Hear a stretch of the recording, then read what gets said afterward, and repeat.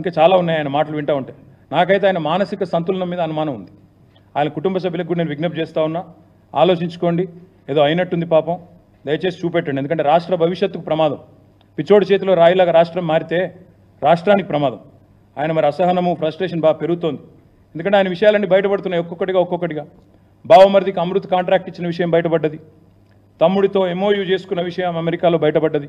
ఇంకా ఒక్కొక్కటిగా చాలా బయటకు వస్తున్నాయి.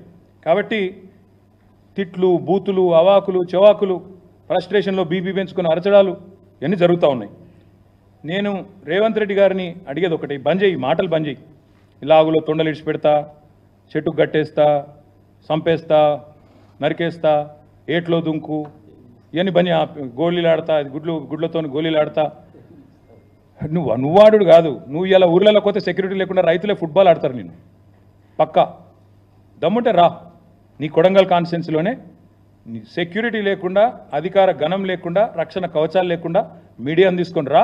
నిజంగా రుణమాఫీ అయిందా లేదా రైతులను అడుగు, వాళ్ళే చెప్తారు.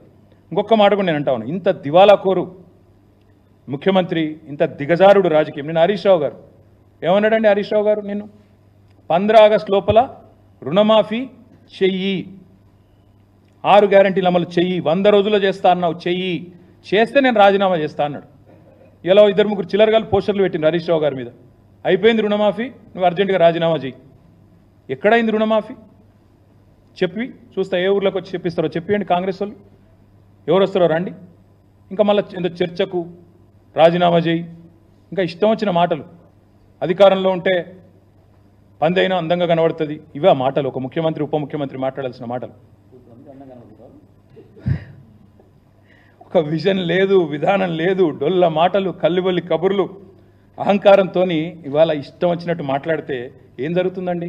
అమర్ రాజా బ్యాటరీస్ జయగల్లా గారు చెప్తున్నారు. నేను ముందే చెప్పాను, అసెంబ్లీలోనే చెప్పాను, ఒక ముఖ్యమంత్రి పిచ్చోడ్లాగా మాట్లాడితే నా రాష్ట్రం దివాలా తీసింది, అప్పులపాలైపోయింది, పైకి మంచిగున్న లోపల ఎయిడ్స్ పేషెంట్లు ఎక్కున్నది, క్యాన్సర్ పేషెంట్లు ఎక్కున్నది అని ముఖ్యమంత్రి పిచ్చోడ్లాగా మాట్లాడితే డౌట్స్ వస్తాయి స్వామి ఇన్వెస్టర్స్లో.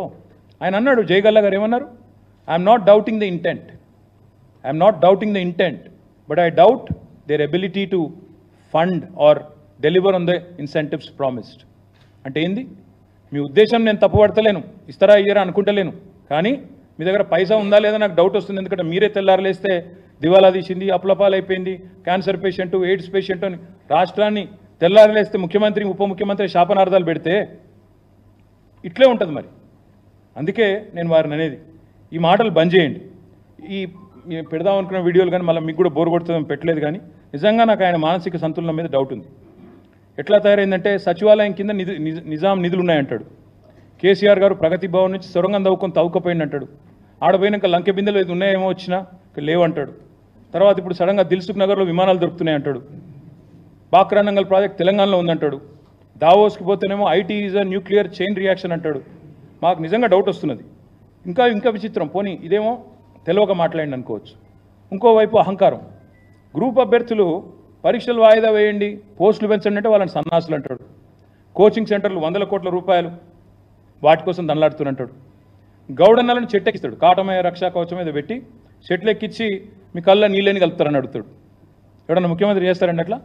వాళ్ళ కులవృత్తిని వాళ్ళందరినీ అవమానించే విధంగా వాళ్ళని చెట్లెక్కించేది సర్కస్ లెక్క ఈయన కింద కూర్చొని మైకులల్లో మాట్లాడొచ్చును. అట్లా ప్రైవేట్ స్కూల్లో టీచర్లు అందరూ ఇంటర్ డిగ్రీ ఫెయిల్ అయిన వాళ్ళు అంటాడు.